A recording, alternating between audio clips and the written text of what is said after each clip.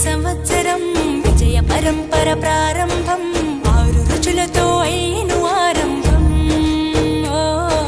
మనసుకు తెచ్చెను తరగని సంతోషం చైత్రమాస శుక్లాపక్షం ఉత్తర భాద్రా నక్షత్రం ఉగాది తెచ్చెను గుండెకు ఆనందం